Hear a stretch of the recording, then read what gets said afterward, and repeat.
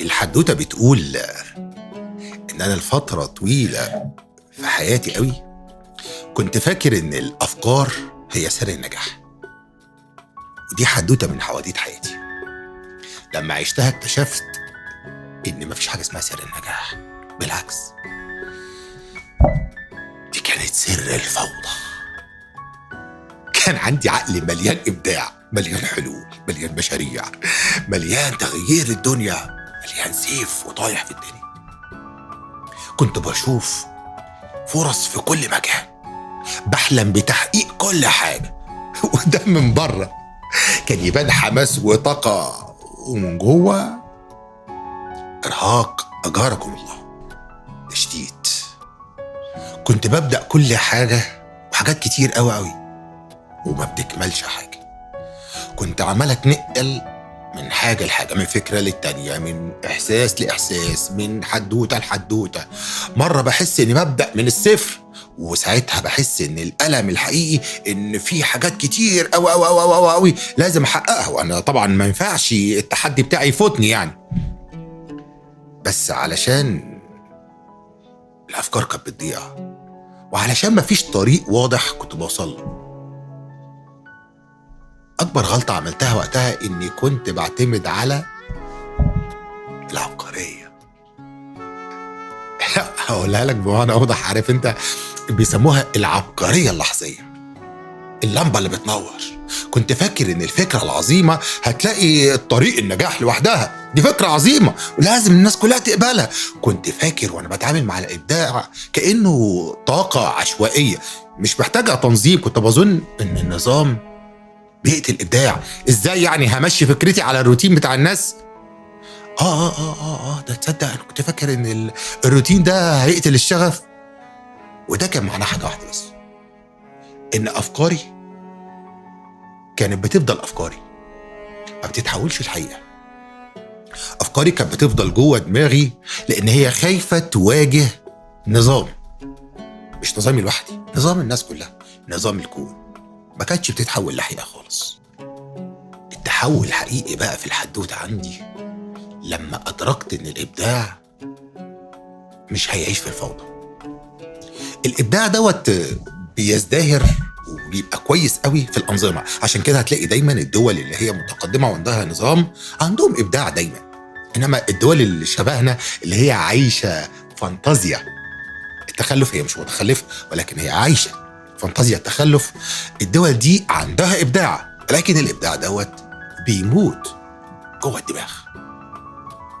لما فهمت النظام والتنظيم مش حاجة بتأيدك، لا بالعكس، ده حاجة بتسرعك أكتر، حاجة بتسرع الفكرة، حاجة بتكتشف طرق وحلول لتحويل الفكرة المجنونة دي لحاجة ملموسة بجد، حاجة بجد فعلا هتفيد. هو ده حاجة بيسموها بناء نظام عمل واضح. بدأت أشتغل على الموضوع دوت في 3 خطوات علشان أحول الأفكار لأنظمة ابتكار. أول حاجة هي فكرة واحدة، هو نظام واحد.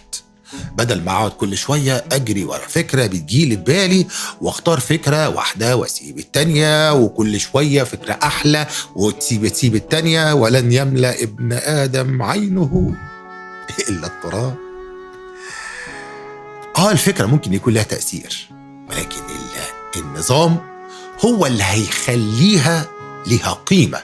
فرق كبير بين التأثير والقيمة.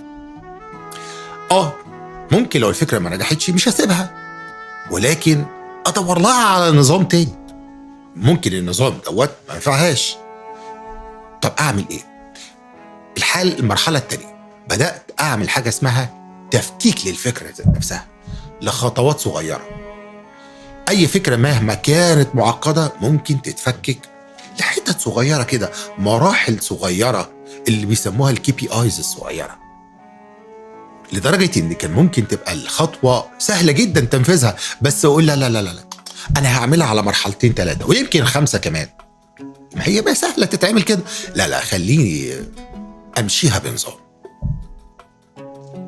الحاجة الثالثة، عملت دايما للفكرة حاجة اسمها بيسموها MVP اللي هي الحد الأدنى القابل للتطبيق الخاص بفكرتي أنا. ركزت إن دايما أطلع أبسط نسخة شغالة حتى لو مش مثالية. الهدف إن أنا كنت دايما أكسر حاجة اسمها حاجز البداية. الفكرة نظام حلو، أكسر حاجز البداية تظهر للناس، أشوف رد الفعل، ولكن هفضل دايما حديث الفكرة. يا ترى هتبقى حلوة ولا وحشة؟ يا ترى هتنفع ولا مش هتنفع؟ على رأيي كنت وأنا بصور البتاع دي قبليها كان حد مشكور جدا كان بيساعدني، كان بيقول لي هو أنت هتصور عشان مستني رأي الناس؟ صور عشان تستمتع، صور عشان أنت عندك فكرة ومحتاجة تطلع. بدأت أشوف الفكرة بتتحرك وأقدر آخد عليها فيدباك حقيقي. أول حاجة حصلت بعد كده إن أنا بدأت أشوف أفكاري حقيقة، بدأت أحس بالوضوح والتحكم. بدل ما أكون غرقان في بحر من الأفكار بقيت الربان، بقيت قائد سفينة بتتحرك في اتجاه واضح، نظام واضح.